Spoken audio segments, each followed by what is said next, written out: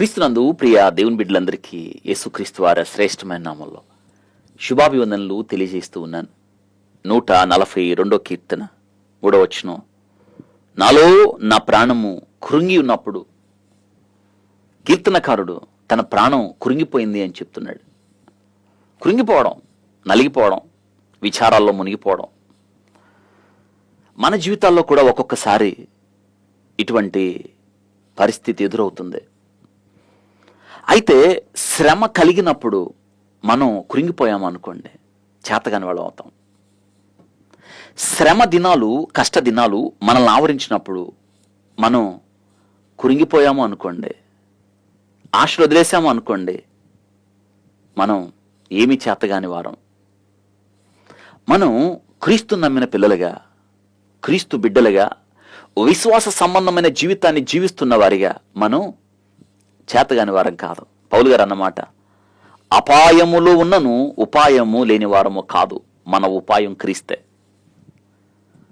ఈరోజు మన జీవితంలో సాగుతున్నప్పుడు, మన ప్రయాణంలో ఉన్నప్పుడు మనకి కృంగుబాట్లు ఎదురవుతాయి. దేవుని పిల్లలైనంత మాత్రాన మనం దీనికి అతీతులం కాదు. అయితే దేవుని పిల్లలకు కాని వారికి ఒక స్పష్టమైన గీత ఉంది మధ్యలో. ఎందుకో తెలుసా? మనకు దేవుడు ఉన్నాడు, లోకస్తులకు ఆ నిరీక్షణ లేదు, మన ఉపాయం ఆయనే. ఈరోజు వాక్యం వింటున్న మీరు కృంగిపోయి ఉన్నారా? అయితే ఏం చేయాలి? ఇదిగో కీర్తనకారుడు అంటున్నాడు, నా ప్రాణం నాలో కృంగిపోయింది, నా మార్గాలు నీకు తెలుసు కదా. ఈ కృంగుబాటు నుండి, ధైర్యము చెడిన స్థితి నుండి, గుండె చెదిరిన స్థితి నుండి, ఆశలు చల్లారిపోయిన పరిస్థితి నుండి, తల దించిన పరిస్థితి నుండి మనకేం పుట్టే కోరిక ఏంటో తెలుసా? ఎందుకు ఇక జీవితం? ఈ జీవితం జీవించి నేను ఏం చేయగలను? సామెతల గ్రంథం 13వ అధ్యాయం 11వ వచనములో, కోరిక సఫలము కాకుండుట చేత హృదయము నొచ్చును. మనం చాలా చాలా చాలా ఆలోచిస్తాం, అనుకుంటాం, అది జరగాలి ఇది జరగాలి అనుకుంటాం. ఒకవేళ సఫలము కాదు అనుకోండి, హృదయము నొచ్చుతుంది. తద్వారా ఎందుకు ఈ జీవితం అన్న స్థితిలోకి వెళ్ళి ప్రాణాలని తీసేసుకుంటున్న అనేక మందిని మనం చూడగలుగుతాం. అవును, ఈ ప్రపంచాన్ని నవ్వించిన చార్లీ చాప్లిన్ ఆయన అన్నాడు, ప్రపంచాన్ని నవ్వించాను, నన్ను నవ్వించే వాళ్ళు ఎవరు అన్నారు. ఎందుకంటే నా దుఃఖం, నా విచారం, నా కృంగుబాటు నుంచి నన్ను బయటికి తీసుకొచ్చేది ఎవరు అన్నాడు. ప్రపంచాన్ని అతడు నవ్వించాడు కదా. అవును, ప్రపంచాన్ని నవ్వించిన ఆ విదూషకుడికి కృంగుబాటు, ఆ కృంగుబాటులోనే అన్నీ ఉన్నాయి. జీవితంలో గొప్ప స్థితికి వెళ్ళాడు, ఆ కృంగుబాటులోనే తన ప్రాణం పోయింది. అవును, హాలీవుడ్ గొప్ప నటుడు రాబిన్ విలియమ్స్ ఆత్మహత్య చేసుకున్నాడు. ఎందుకో తెలుసా? నా బ్రతుకుకి అర్థం లేదు, నాకు సంతోషం లేదు, కృంగిపోయాను, కారణాలేంటో తెలియదు. కృంగుబాటు, ఆత్మహత్య తీసుకుని ఆయన చనిపోయాడు. బరాక్ ఒబామా ఆయన చనిపోయినప్పుడు ఏమన్నాడు తెలుసా? రాబిన్ విలియమ్స్, ప్రపంచాన్ని నవ్వించావు, ఇప్పుడు ప్రపంచానికి కన్నీళ్లు పెట్టించావన్నాడు. 2014 ఆగస్టు 11వ తారీఖు. అవును, మైకిల్ జాక్సన్ ప్రపంచాన్ని తన నాట్యంతో, డాన్స్తో ఉర్రూతొలగించాడు. అయితే కృంగుబాటు తనను వెంటాడింది, మరణము వరకు కూడా ఆ కృంగుబాటులో నుంచి బయటకు రాలేదు. ఇలా మనం చెప్పుకుంటూ వెళ్తే అనేక మంది.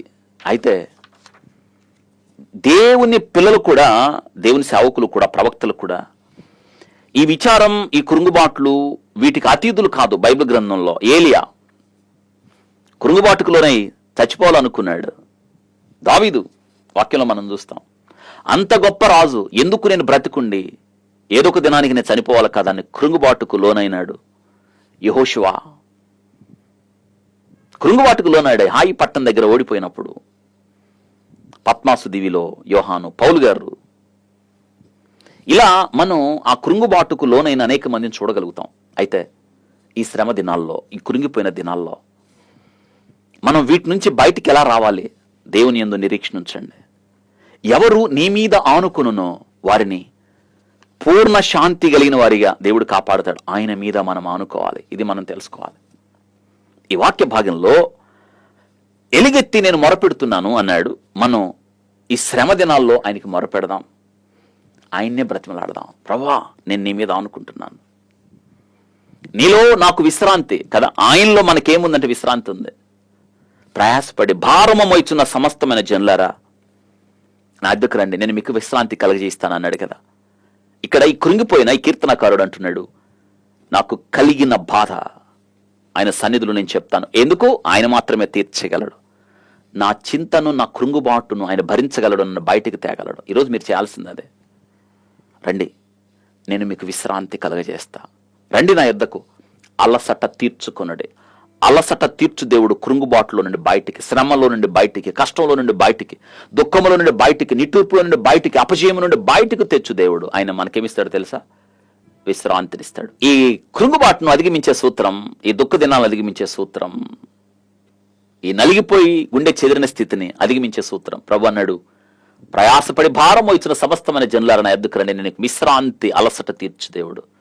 విశ్రాంతి, rest, REST, rest are rely on God. యెషయా గ్రంథం 26:3, ఎవరు నీ మీద ఆనుకును, ఆయన మీద ఆనుకోండి, పూర్ణ శాంతిని ఆయన ఇస్తాడు. ఈ ఫర్ అర్నెస్ట్లీ కాల్ ఆన్ గాడ్. కీర్తనకారుడు అన్నాడు, నేను ఎలుగెత్తి యెహోవాకు మొరపెడుతున్నాను, ఎలుగెత్తి యెహోవాను బతిమలాడుకొంచున్నాను, ఆయన సన్నిధిలో మొరపెడుతున్నాను. మనం చేయాల్సిందే కాల్ ఆన్ గాడ్ అర్నెస్ట్లీ. అవును, ఆసక్తిగా కేకేయండి, ప్రభువా నీవే నా దిక్కు అని అడగండి. S for set your heart on God. దేవుని మీద, దేవుని మీద మీ హృదయాన్ని ఆనుకోండి. మీ హృదయాన్ని ఆయన మీద ఉంచండి. T for trust in God's timing. ఆయన సమయం కొరకు వేచి చూడండి. Rest, REST, rest. ఆయన మాత్రమే మనకు చాలిన దేవుడు. భయపడకండి, కలవరపడకండి. రెస్ట్ ఉంది, దేవుని దగ్గర మాత్రమే ఉంది. శ్రమ దినాన్ని కృంగిపోతే చేతగాని వాడు అవుతావు. మీరు చేతగాని వాళ్ళు కాదు. అపాయం వచ్చింది, ఉపాయం ఉంది. ఆ ఉపాయం క్రీస్తే.